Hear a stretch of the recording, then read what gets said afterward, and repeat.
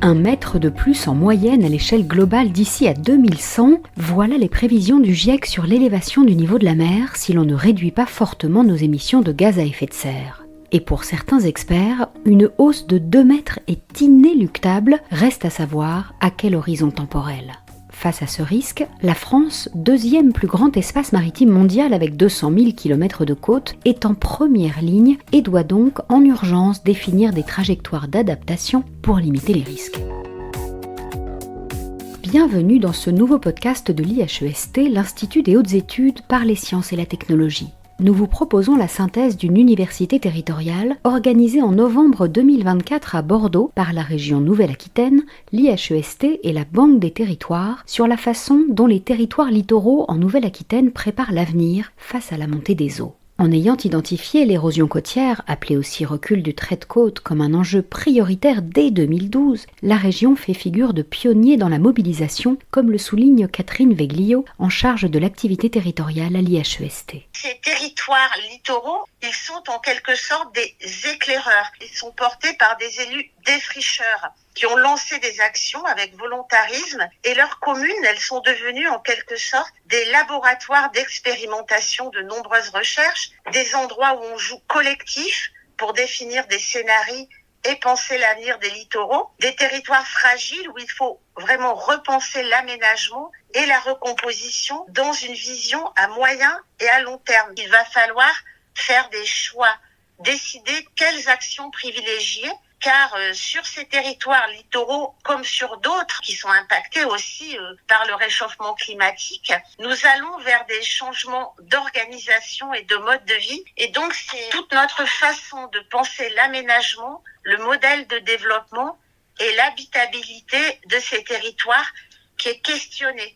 Le vice-président de la région, chargé de la recherche et de l'enseignement supérieur, Gérard Blanchard, est venu exposer les différentes actions menées pour s'adapter aux conséquences du changement climatique. Des actions qui doivent mobiliser l'ensemble des acteurs et des populations, car dans le territoire, tout le monde est concerné par la montée des eaux, rappelle Gérard Blanchard. La prise de conscience, c'est traduire la prise de conscience en action réelle sur le terrain. C'est ça qui est compliqué. Action des politiques et puis compréhension des citoyens. On n'est pas là pour embêter, mais pour apporter les solutions. C'est toujours difficile de dire voilà, on agit aujourd'hui pour faire en sorte que dans 20 ou 30 ans, les conditions de vie soient toujours correctes, si on ne voit pas le problème en très forte proximité temporelle. C'est toute la difficulté de l'urgence immédiate par rapport à la nécessité de prévoir à 20-30 ans. Et les collectivités, on est sur des logiques d'aménagement du territoire, alors surtout en littoral, mais pas que, en proximité des grands fleuves, on voit bien aujourd'hui que les inondations, on est bien obligé de se positionner là-dessus. On ne peut pas attendre que la catastrophe se fasse. En plus, on en a eu en région Nouvelle-Aquitaine. Moi, j'habite à La Rochelle. Je peux vous dire que ce qui s'est passé en 2010 avec Xynthia, ça a traumatisé tout le monde. Et aujourd'hui, en fait, il y a une acceptabilité assez forte sur ces questions-là dans ces régions parce qu'on en a payé le prix très cher, y compris malheureusement en vie humaine.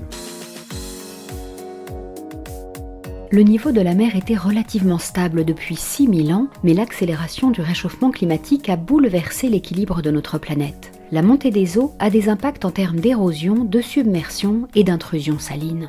Angélique Mellet dirige l'équipe Océan-Climat au sein du département R&D de Mercator Océan International, une organisation dédiée à la conservation et à l'utilisation durable des océans, des mers et des ressources marines. Pour l'océanographe, il est déjà trop tard pour faire machine arrière et une montée des eaux de 2 mètres est inévitable. La hausse du niveau de la mer, c'est une conséquence vraiment directe et intégratrice du réchauffement climatique. Le climat se réchauffant, les océans se réchauffent, l'eau se dilate, le niveau de la mer monte, les glaciers de montagne fondent, l'eau va jusqu'aux océans, les remplit et donc fait monter le niveau de la mer. Et de même pour les calottes polaires qui ajoutent de l'eau dans l'océan, ce qui fait là aussi monter le niveau de la mer. Le problème de la hausse du niveau de la mer, c'est qu'on a des processus à l'œuvre qui sont très lents, qui ont une très longue mémoire. C'est le cas des calottes polaires et c'est le cas de l'océan profond. C'est-à-dire que la mise à l'équilibre de ces composantes à un nouveau climat prend énormément de temps. Plusieurs siècles, voire millénaires. Donc nos émissions passées de gaz à effet de serre qui ont d'ores et déjà changé le climat nous entraînent sur une hausse du niveau de la mer qui est inéluctable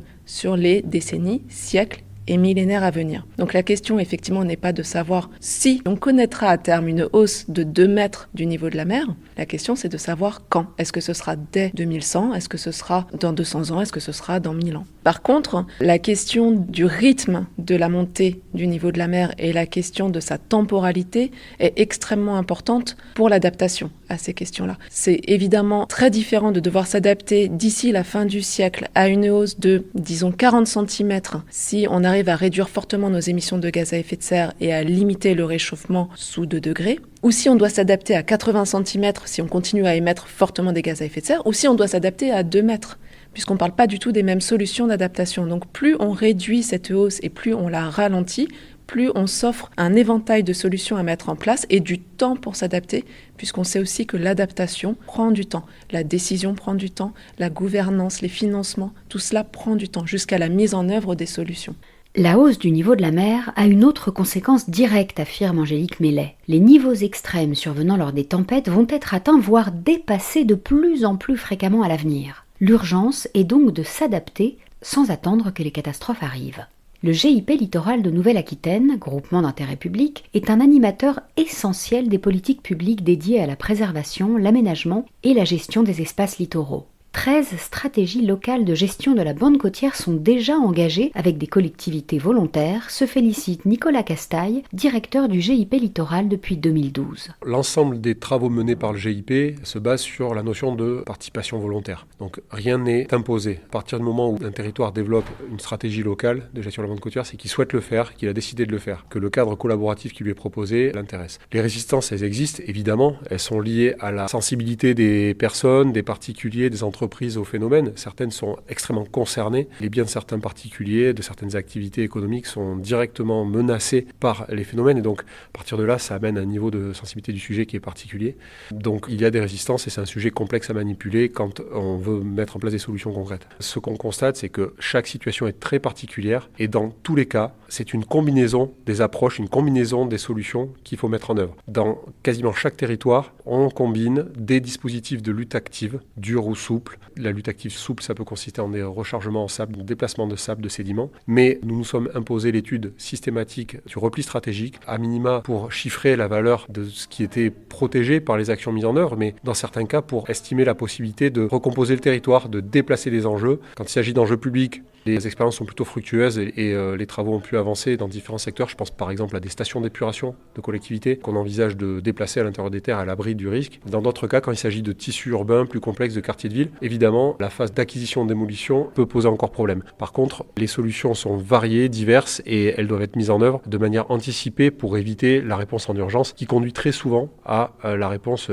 techniciste, de lutte active, de renforcement des digues quand on est au pied du mur. Face aux risques, les communes du littoral sont parfois obligées de prendre des mesures drastiques pour protéger leurs habitants. C'est le cas de Biscarrosse, où la maire, Hélène Larezet, a dû prendre des arrêtés d'évacuation temporaires visant plusieurs bâtiments situés en haut de la dune et menacés d'effondrement. Alors vous comprendrez bien que ça ne réjouit pas les propriétaires, évidemment, et que les arrêtés font déjà l'objet d'un recours de leur part, que ces arrêtés sont dans tous les cas basés avec une nécessaire assise scientifique et que nous avons entrepris donc depuis plusieurs mois, qu'ils puissent être assis sur des études géotechniques et de génie côtier pour venir donc consolider notre perception, celle de nos services techniques. Et donc on sait bien que ce n'est pas une bonne nouvelle. Pour ce qui est de la population, l'évolution manifeste de la situation dunaire est connue.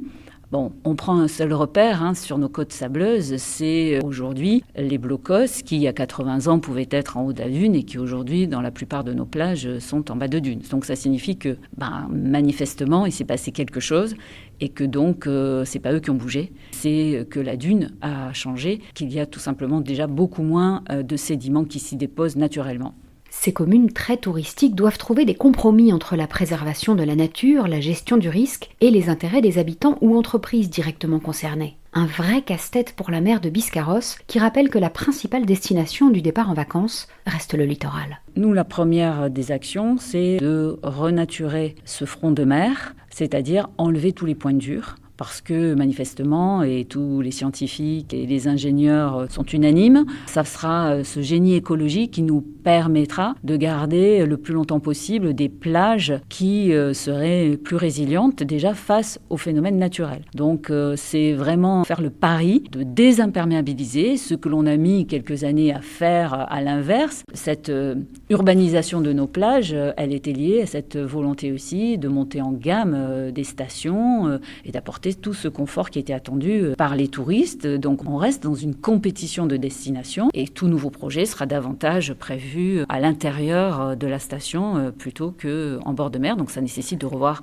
la feuille de route des plans locaux d'urbanisme, les densités de construction et que les aménagements, par exemple, favorisent et valorisent tout ce qui va être du ressort de la piétonisation, que de plus en plus on retire la voiture et que aussi on valorise d'autres lieux dans la station et essayer de faire que ces changements ne soient pas source d'inconfort ou d'anxiété pour les propriétaires actuels et ceux aussi qui vont évidemment constater les changements au fur et à mesure des années. On peut y arriver, mais finalement c'est quand même un siècle qui a favorisé cette installation en bord de mer. Il faudra quand même prendre un petit peu forcément le temps parce que il y a encore une fois une carte postale et puis une projection des modes de vie en bord de mer qui ne vont pas s'atténuer du jour au lendemain. Tous les maires des communes littorales présentes à l'université territoriale s'accordent sur un point, il faut souvent commencer par défendre les zones en danger, le temps de repenser l'aménagement du territoire. C'est le cas notamment dans la communauté de communes de Coutances Mer et Bocage, qui compte de nombreuses infrastructures en bord de mer, fragilisées aujourd'hui par la montée des eaux. Louis Tessier est le maire de Blainville-sur-Mer. Le but, c'est de déplacer des activités économiques qui sont en bordure de littoral et qui sont menacées. Mais pour les déplacer, vous imaginez que vous ne déplacez pas un terrain de camping de plusieurs hectares comme ça du jour au lendemain, des zones conchilicoles du jour au lendemain, et que donc on a besoin de les défendre. C'est temporaire, mais vous ne pouvez pas vous lancer dans un programme de réaménagement sans défendre temporairement, parce que ça voudrait dire laisser des zones de vulnérabilité extrêmement fragiles et peut-être d'être anéanties avant la fin d'une vision d'un complexe de réaménagement. C'est soit du rechargement sable, des puits hydrauliques, soit assurer la défense de certaines digues qui sont en place. Et après avoir pu imaginer et retrouver des zones d'atterrissage de ces activités, les implanter, aménager, déplacer et renaturer. Ces différentes politiques publiques sont menées dans le cadre du PPA, le projet partenarial d'aménagement. Les communes concernées produisent une carte locale d'exposition au recul du trait de côte qui permet d'identifier les biens qui seront menacés à 50 et à 100 ans. Le recul du trait de côte n'est pas considéré comme un événement aléatoire incertain, mais bien comme un phénomène progressif certain. C'est la raison pour laquelle il n'est pas couvert par le régime catastrophe naturelle et qu'il ne relève pas non plus du fonds Barnier. Mais depuis 2021, la loi Climat et Résilience a permis de mettre en place différents outils pour accompagner les collectivités. La chef de bureau aménagement opérationnel à la Direction générale de l'aménagement, du logement et de la nature, Camille Madouard-Rousseau, rappelle que plusieurs financements existent, même s'il faudra faire des choix. On a mis en place depuis 2020 le fonds vert, et dans ce fonds vert, il y a quand même une mesure qui est vraiment destinée à la question du recul du trait de côte, qui va permettre de financer à la fois les cartes locales et qui va permettre aussi de financer un certain nombre d'actions qui sont inscrites dans les projets partenariaux d'aménagement. Donc il y a des financements, il y a par ailleurs en plus de l'État des financements en banque des territoires, et puis il y a aussi les collectivités qui participent aussi au financement de leur propre stratégie de recomposition. Néanmoins, on a tout à fait conscience côté État que ces fonds ne sont pas suffisants aujourd'hui au regard des enjeux économiques. On parle quand même de 450 000 à 500 000 logements qui seraient menacés par le recul du trait de côte à l'horizon 2100 pour une valeur vénale d'environ 90 milliards d'euros. Clairement, le fonds vert ne sera pas suffisant. Donc c'est la raison pour laquelle il faut aussi qu'on réfléchisse collectivement à un modèle économique pérenne, durable et suffisamment ambitieux pour qu'il puisse aussi couvrir finalement tous ces enjeux. Il faudra faire des choix qui seront sans doute difficiles pour les personnes concernées, mais il faudra faire des choix. Par exemple, on peut imaginer que les gens qui ont acquis un bien menacé par le recul du trait de côte ces dernières années, alors qu'ils connaissaient l'existence du phénomène du recul du trait de côte, donc ils ont acquis en toute connaissance de cause, on peut imaginer que ces gens, au moment où leur bien partira à la mer, ne fassent pas l'objet d'une indemnisation. De la même manière, on peut aussi envisager d'exclure du fonds d'indemnisation les résidences secondaires par rapport aux résidences principales. Ou encore, on pourrait imaginer ne soutenir que l'indemnisation des ménages les plus modestes, dont c'est l'habitation principale. Pour Camille Madouard-Rousseau, la meilleure échelle pour la prise de décision est l'intercommunalité, car certaines communes du littoral n'auront pas nécessairement le foncier nécessaire pour relocaliser leurs activités. Laurence Roux est responsable territoire conseil ingénierie territoriale à la direction du réseau et des territoires de la Banque des territoires. Elle est notamment chargée de la coordination des plans d'action en faveur de l'adaptation des territoires au changement climatique et de la trajectoire de sobriété foncière. Elle rappelle qu'au-delà des moyens en ingénierie mis à la disposition des communes, la Banque des territoires propose des prêts sur le long terme qui permettent aux collectivités de se projeter dans un temps long et de choisir, face à la montée des eaux, les activités à prioriser en fonction des spécificités de chaque territoire. On a vu sur les littoraux, il y a des activités industrielles, il y a des activités portuaires, il y a des activités de tourisme, il y a des activités nautiques, donc on voit bien que déjà c'est une diversité d'activités extrêmement différentes et que les modèles économiques derrière sont éminemment différents. Donc, il est certain que dans ces sujets d'aménagement des littoraux entre les protections, les renaturations, on voit bien que l'enjeu, il n'est pas de dire faut protéger partout parce qu'on n'y arrivera pas et faut renaturer partout parce qu'on voit bien que ça marche pas non plus. Donc c'est justement comment on accompagne chaque territoire aux bonnes échelles pertinentes de se dire, voilà,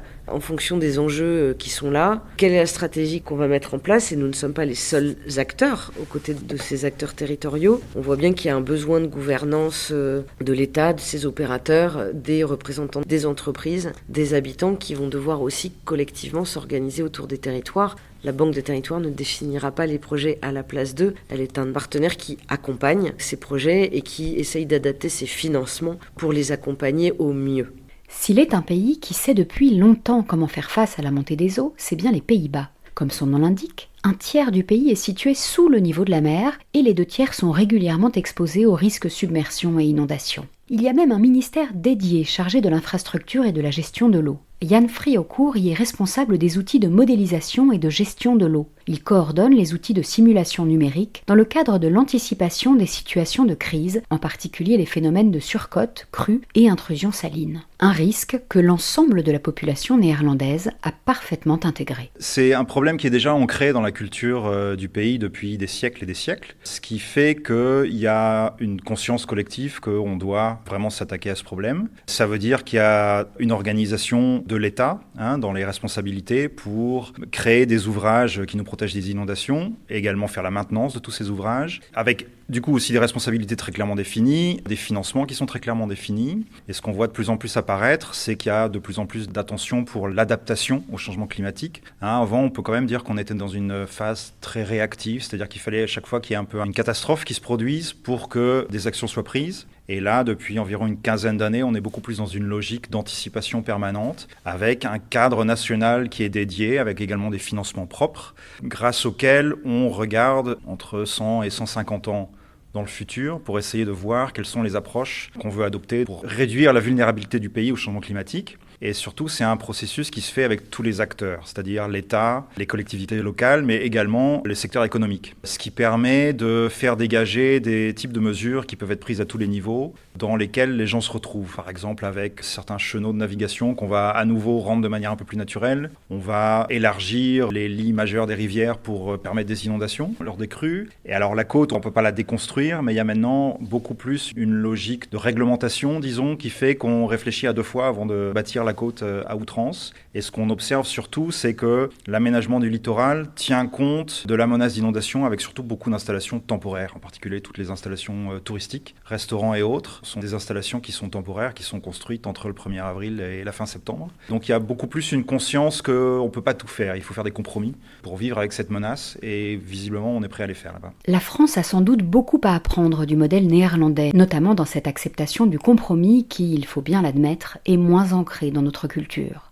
Et si les nouveaux aménagements imposés par la montée des eaux étaient une opportunité pour les habitants et les professionnels obligés de se relocaliser ? C'est le pari que veut faire Louis Tessier, le maire de Blainville-sur-Mer, en multipliant les déplacements sur le littoral normand. On ne peut pas remettre en question le changement climatique et que c'est quelque chose qui va nous impacter. La chance, c'est que c'est plutôt utiliser demain l'impact qu'il va avoir et surtout la possibilité de réfléchir sur comment on peut s'adapter comme étant un tremplin vers de nouveaux équipements, une nouvelle vision, c'est-à-dire comment de structures qui existent aujourd'hui, on doit en faire le deuil, mais que demain, en fait, on en sorte grandi par des structures innovantes, appropriées et qui attirent peut-être mieux et qui correspondent mieux à ce que veut la population.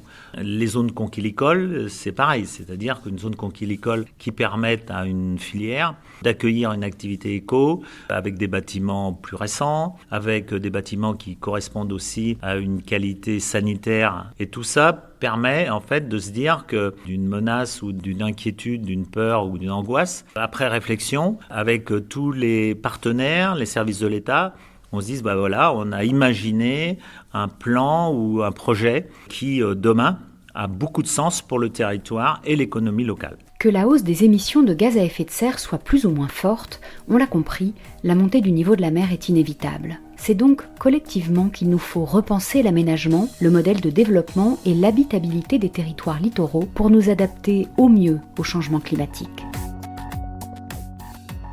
C'est la fin de ce podcast, merci de nous avoir écoutés. Vous pouvez retrouver l'ensemble des podcasts de l'IHEST sur la chaîne de l'Institut et sur toutes vos plateformes d'écoute. À bientôt!